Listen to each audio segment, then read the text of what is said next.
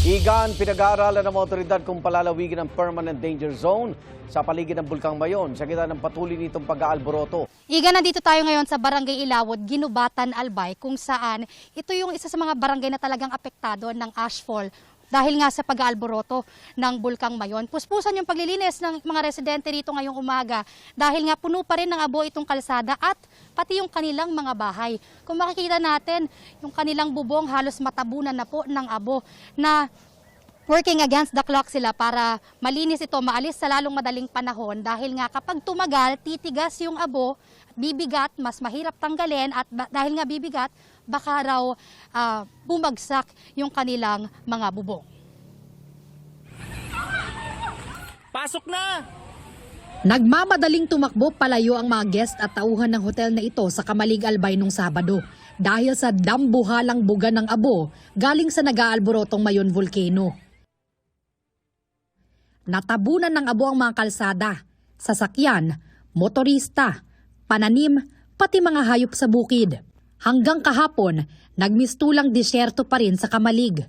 Bumuga muli ng abo ang Mayon, pati mga bahay, pinasok na rin ng abo. Halos zero visibility pa rin ang ilang kalsada. Akala namin ulan. Sa loob kami. Nang tiningnan ko sa labas, may mga buhangin pong mga maliliit na buhangin. Ay, hindi ito ulan. Ano? Yung Mayon.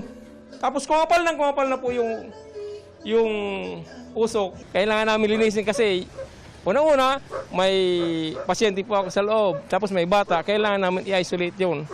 Linisin muna. Tapos, saan kami makakagalaw-galaw ng maigi?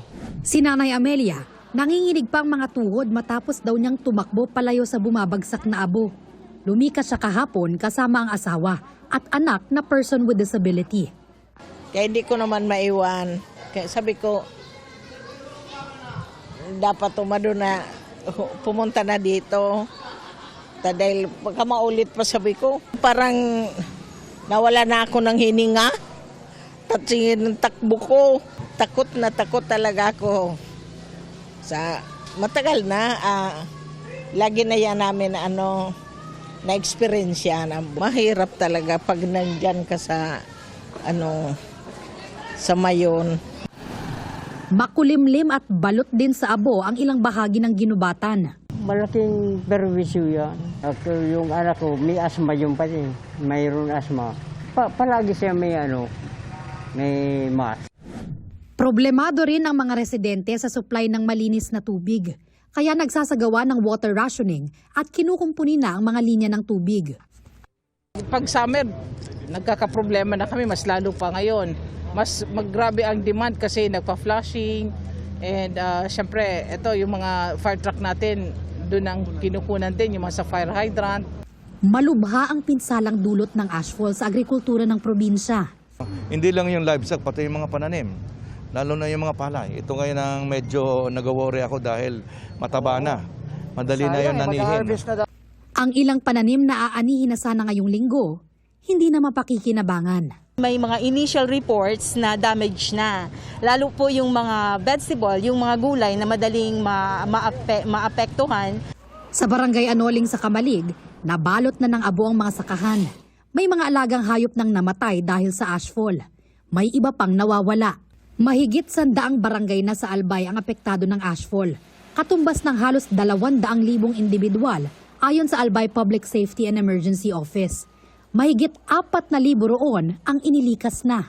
Sa utos ni Pangulong Bongbong Marcos, inikutan ni DPWH Secretary Vince Dizon ang Kamalig at Ginubatan. Hindi pwede yung yagagigan sa tabi ng kalye. Kailangan natin tanggalin kasi kung tatabi mo lang, titigas lang yan, hindi mawawala yan. Diba? So, kailangan linisin, tubigan, hakutin.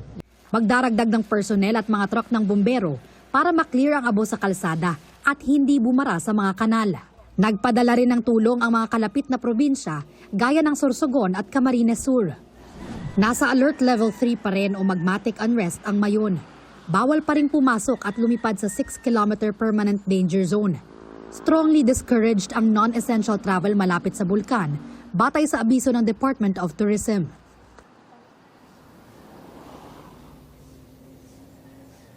Igan, sa latest bulletin na inilabas ng PHIVOLCS, mas kalmado na yung sitwasyon sa Mayon Volcano. May pagdaloy pa rin ng lava pero mas kaunti na yung mga naitalang volcanic earthquakes at volcanic tremors. At wala na rin daw pag-ulan o pagbuga ng abo. Yan muna ang latest mula rito sa Albay. Balik sa'yo, Igan. Bea, may napapasiba aktibidad ngayon sa Bulkang Mayon. Kagabi hanggang kaninang umaga, Igan, meron tayong nakitang mga usok at pagdaloy ng lava. Pero sabi nga ng PHIVOLCS ay mas kumonti, mas kalmado na kumpara nga nung Sabado na talagang malakas yung pag-agos o pagsaboy ng abo mula doon sa Bulkang Mayon. Meron ba silang inilikas na residente?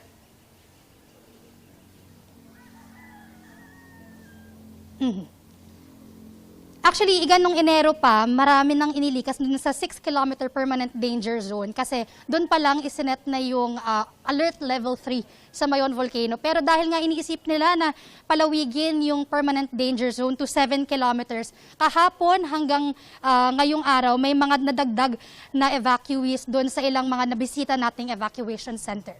Kamusta naman ang visibility niyan matapos ngang sila'y magkaroon ng napakaraming abo?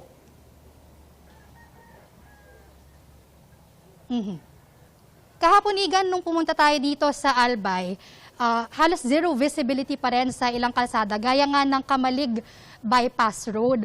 Pero ngayon, dahil nga tuloy-tuloy yung clearing operations ng mga otoridad at pati na rin yung mga residente, mas kumonti na yung abo sa daan. Ang problema, Igan, na nalilipat lang siya sa gilid. So ang sabi nga ng DPWH, hindi pwedeng sasabuyan lang ng tubig. Kailangan daw hakutin at ilipat sa disposal site na itinalaga ng provincial government ng Albay.